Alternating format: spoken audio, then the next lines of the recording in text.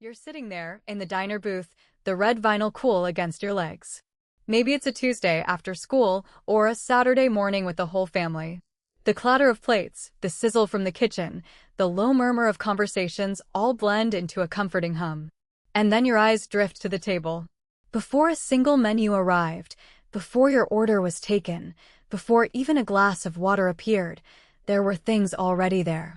Essential, dependable fixtures, waiting for you. Things you touched, things you used without a second thought. And then, almost without realizing it, they began to disappear. Today, we're going to walk down memory lane together and remember 8 of those forgotten table items that were once as much a part of the 1960s restaurant experience as the checkered floor and the smell of coffee. Let's start with number 8, the paper placemat. You remember them, don't you? Often thin, slightly waxy to the touch, and usually, wonderfully, adorned with something to keep your hands busy. Maybe a map of the local area, tracing the routes to nearby attractions.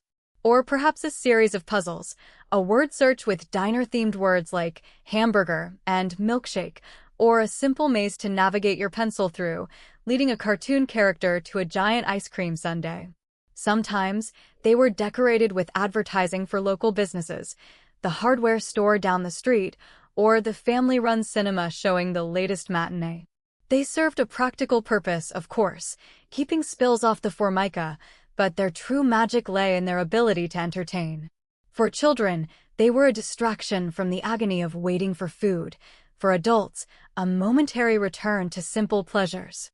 They were a cheap, disposable canvas for a fleeting moment of quiet amusement. You'd fold them, doodle on them, sometimes even tear a corner off.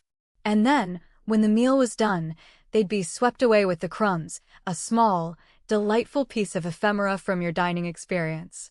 Coming in at number 7, we have the condiment caddy.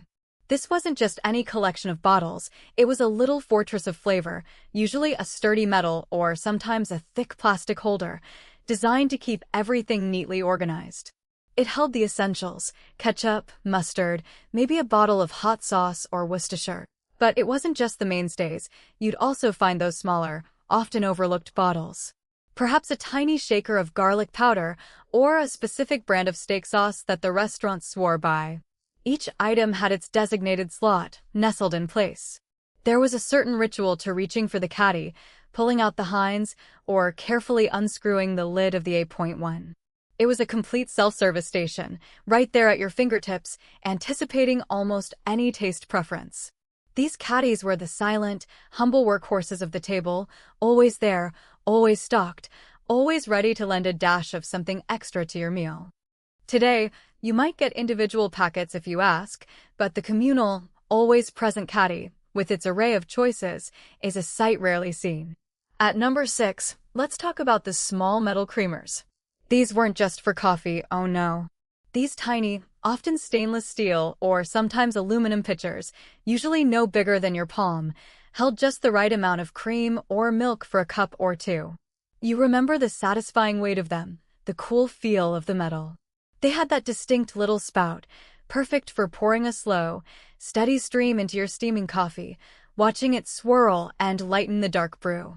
Sometimes, they'd arrive on a tiny saucer, a miniature set for your coffee ritual. They weren't fancy, but they were elegant in their simplicity, a touch of refined practicality. Unlike today's plastic-wrapped individual creamers, these were reusable, washable, and felt like a proper, grown-up way to enjoy your coffee. They spoke of a time when presentation, even for something as common as coffee, had a certain quiet dignity. It was a small detail, but it contributed to the overall feeling of being taken care of a meal enjoyed with a bit of grace. Moving on to number 5, we have the ashtray. Now, for many of us, the image of a restaurant table includes one of these. Heavy, usually made of thick, pressed glass, often with indentations for several cigarettes.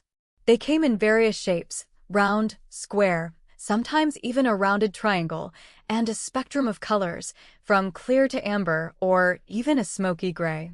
They were incredibly sturdy, built to withstand countless taps and discarded ash. They were just there. A silent, ever-present fixture on almost every table in almost every dining establishment, from the fanciest steakhouse to the humblest diner. The faint smell of stale smoke, the occasional flicker of a lighter, the soft tap-tap as someone knocked ash from their cigarette, these were all part of the ambient backdrop of dining out. For those who smoked, it was a convenience. For those who didn't, it was simply part of the furniture, easily ignored, rarely questioned. Its disappearance, of course, reflects a dramatic shift in public health and social norms, but its presence on that 1960s table is an undeniable, concrete memory. Now, for number 4, let's consider the salt and pepper shakers, and not just any shakers, but ones with a specific design or perhaps a touch of whimsy. These weren't always the generic stainless steel cylinders we see now. Sometimes they were little ceramic figures, perhaps a rooster and a hen, or a pair of miniature chefs. Other times, they were classic glass models, fluted or patterned, with metal caps that had seen years of use, developing a slight patina. Often, they were simply heavy, clear glass, allowing you to see the coarse salt and the finely ground black pepper within. You remember the satisfying clink as you picked them up, the tiny holes on top, perfectly sized for a gentle sprinkle. There was a certain comfort in their familiarity, knowing that these same shakers had likely seasoned countless meals before yours. They were often cleaned, refilled, and returned to the table, becoming almost like part of the family, silent witnesses to countless conversations, laughter, and shared moments over meals. They weren't just functional.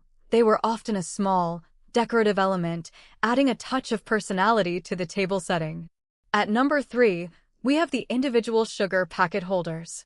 Before the widespread use of those little paper packets we see today, there were often small, sometimes ceramic, sometimes glass, containers specifically designed to hold a handful of loose sugar cubes or granulated sugar.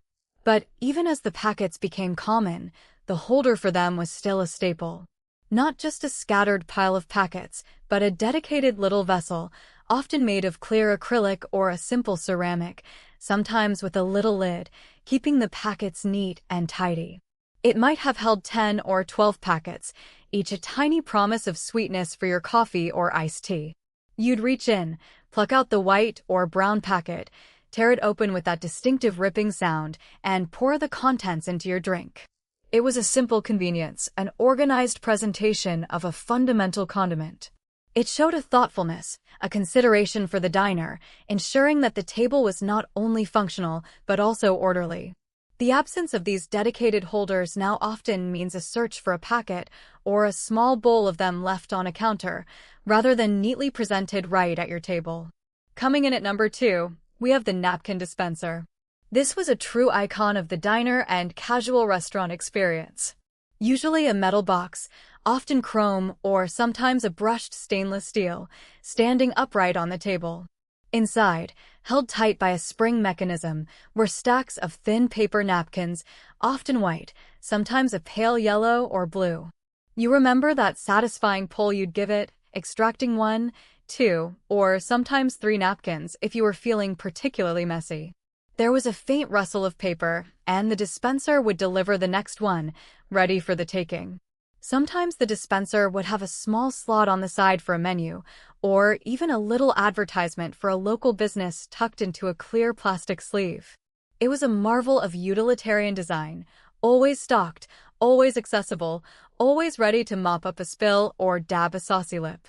These weren't fancy linen napkins, they were practical, no-nonsense, and perfectly suited for the informal charm of a 1960s eatery.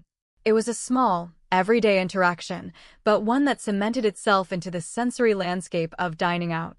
And now, for number 1, the item that, for many of us, is the most evocative, the most beloved, the one that truly signaled the start of a meal, the bread basket. Oh, the bread basket. This wasn't just a container, it was a promise. Often wicker or plastic, lined with a simple cloth napkin, it would appear almost magically, sometimes before you even ordered your drinks. And what treasures it held!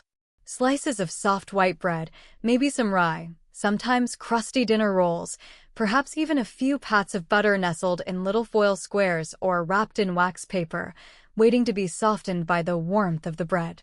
The smell of fresh bread, yeasty and comforting, wafting up as the basket was placed on the table, was an invitation to begin. It was a gesture of hospitality, a silent welcome. It was something to nibble on while you perused the menu, a gentle appeasement for rumbling stomachs. You'd tear off a piece, spread the butter, and savor that first bite, knowing that the main course was still to come, but the journey had already begun. It wasn't about the type of bread so much as the ritual of its arrival, the quiet assurance it offered. It represented abundance, warmth, and the simple pleasure of sharing. It was the unsaid offering, welcome. Make yourself comfortable. We're glad you're here. It was the ultimate expression of mid-century restaurant hospitality, an understated luxury that made every meal feel a little more special. So many small things, isn't it? Each one a tiny thread in the rich tapestry of our memories of those bygone days. These objects weren't just functional, they were imbued with the spirit of the times, the everyday routines, and the quiet comfort of simpler dining experiences. They remind us of the sounds, the smells, the very texture of life when we gathered around a table in a 1960s restaurant. They were the silent companions to countless conversations, laughter, and shared moments. Do you remember a specific item that made your meal feel complete, or perhaps a particular design of a salt shaker that always caught your eye? I invite you to share your own porch light memories of those restaurant tables in the comments below. What details do you recall most vividly? Until next time, keep those warm memories close, like the inviting glow of a porch light on a summer evening.